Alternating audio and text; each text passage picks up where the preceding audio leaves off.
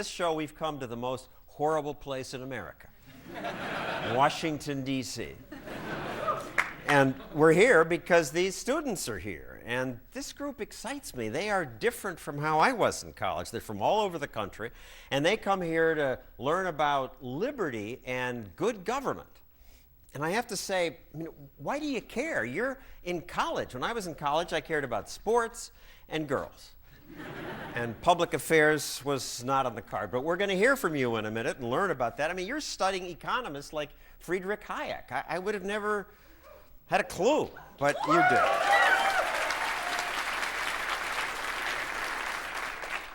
But before we hear from the students, I want to introduce you to someone who's taught me a great deal about liberty. David Bose of the Cato Institute, think tank here in D.C., with the motto, they're dedicated to the dignity of the individual. Why that? What's that mean? Because that's the most important thing in political life, in the relationship of the individual to the state. Every individual has the right and the responsibility to be treated with dignity and respect and to make the important decisions about his or her own life. And I think most Americans would say, what are you talking about? The most important thing isn't the individual. That's selfish. The most important thing is that government keep us safe and take care of us and help the weak and the poor. I don't think most people in America do think the government is more important than the individual. Maybe in some parts of the world. I don't think they do in America. Now, most people in America want a bigger government than I do. They think that individuals need more help than I think they need, and they think that their own ideas ought to be imposed on people through force. And I don't agree with that, and so those are the things we debate. And what are, in the eyes of the Cato Institute, the big issues threatening the country today? Well, certainly the fact that we're in 2 wars that have gone on forever, that's a big problem. I'm concerned about sort of a growing trend toward a police state in America that, somebody wrote a book recently called 3 Felonies a Day. They said there are so many federal laws and federal regulations, you may be breaking the law every day. And then there's the looming bankruptcy crisis. We're already seeing it in Greece, we're seeing it in Europe, and it's coming here that we simply can't afford all the promises the government has made. And I am going to do a show with this 3 felonies a day guy. He say I probably commit maybe 6 because I'm on television, I have an active life. But most Americans say we want government to protect us. We need more regulation. We need government to fix more problems. Well, in fact, if you ask people if we need more regulation, most Americans say we don't. Now, but if you ask them about people are on the phone in their cars and they're dying. Well, if you ask about specific regulations, sometimes people do think we need that. And part of that then is that's what think tanks do. We study the effects of regulations. And if you were king at the Cato Institute, what laws would you repeal? Well, if I were king, first I would repeal the law that made me king, because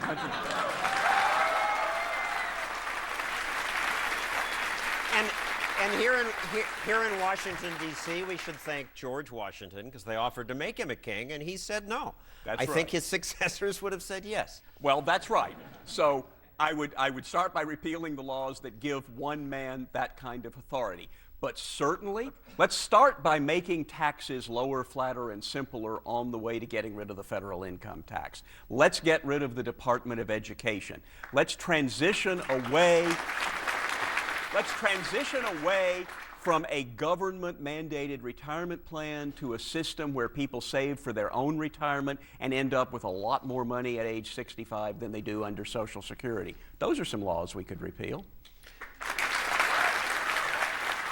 All right, let's hear from you. My name's Clint Townsend. I'm from the University of North Texas. Woo! So I'm wondering if there's any historical examples you could point to where social safety nets have been provided in a private setting.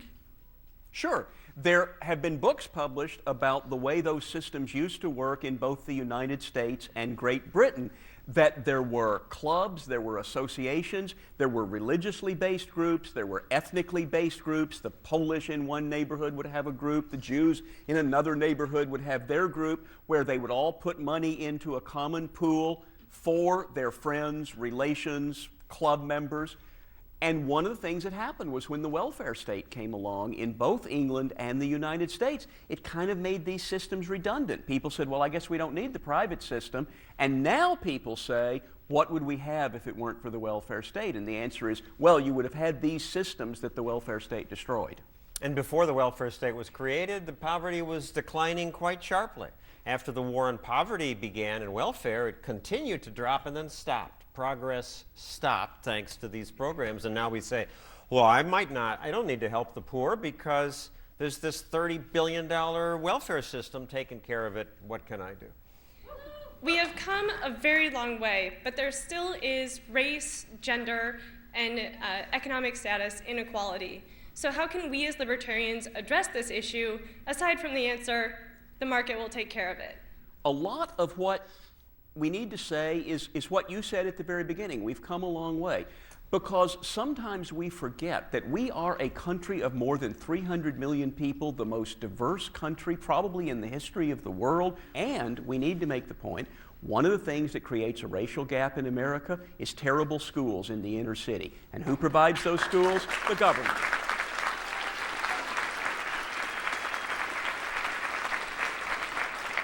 What kept black people down in America for many years? First slavery, then Jim Crow. Big government programs.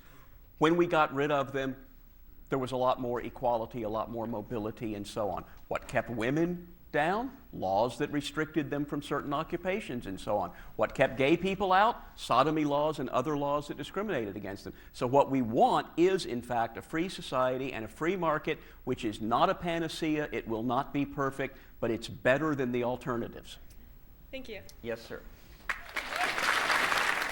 I've heard a lot about smaller government in terms of dollars, less spending, less regulation, but I haven't heard a lot of talk about a lot of concepts that we libertarians care about that don't have dollar values, like the rule of law and equal rights and peace.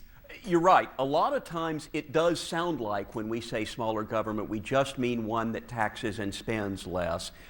What I like to talk about is I want to reduce the size, scope, and power of government over individuals. And so absolutely sending people off to war, spending our money, costing people's lives, that's big government. And inequality in marriage law, that's big government that conservatives often support. So there are a lot of areas, that's right, where small government should mean a government that has less intrusiveness into your life.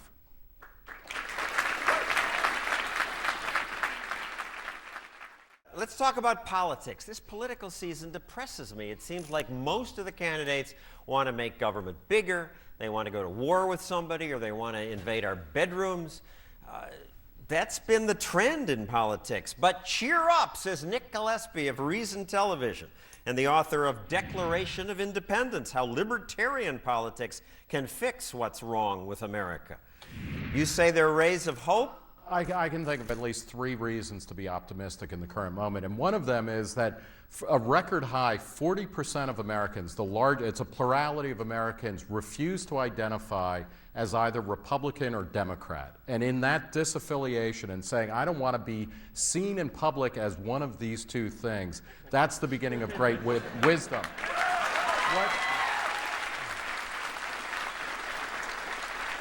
What we need to understand is that politicians and politics, it's like the Vinnie Barbarino of American life. It's the last person through the door. It's the last person to get the joke. The DIY culture, do-it-yourself culture, a Lady Gaga culture. Republican and Democrat, liberal and conservative does not offer up the flexibility and the personalization that being a libertarian does. And that's one of the reasons, it's not the only reason, but it's one of the reasons why so many people now are saying, Democrat, Republic, not me. And we should be optimistic about that. So there's skepticism about the Democrats wanting economic police and the Republicans wanting other kinds of police. But when I say I'm a libertarian, people say, huh, what's that? Do you mean libertine? You're in favor of... Let's not put that down either, okay? But no. But when, I find when you say, look, I am socially tolerant and I'm fiscally responsible. That gets people's attention because what you're saying is, I don't want to run your bedroom and I don't want to run your boardroom and I certainly don't want to police the world. And then suddenly people are more willing and more interesting to talk to you. I would think so, but there's a Republican governor of a Democratic state who was elected twice by good margins. He left the state in great financial condition. He couldn't make a dent in the Republican primary. I'm talking about Gary Johnson. Yeah, no.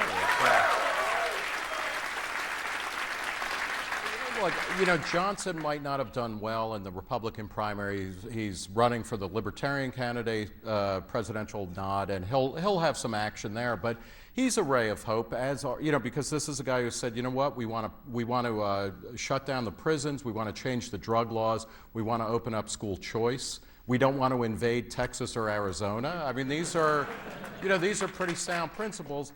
But beyond him, and he's out there, and we know of him more now than we did when he was governor in New Mexico. But beyond that, you have people like Ron Paul, you have groups like this. There is a movement growing out there about talking about these ideas and what they mean in real life. And one other ray of hope is that we are dead broke at the federal level, at the state level, and at the local level. And being poor, if you're interested in a radical change in government, being poor and being broke should never feel so liberating. Well, on that optimistic note, let's hear from you students. You have questions for Nick Gillespie of Reason Magazine? Go right ahead. My question is, does the future of libertarianism reside in the Republican Party or within the context of the two-party system?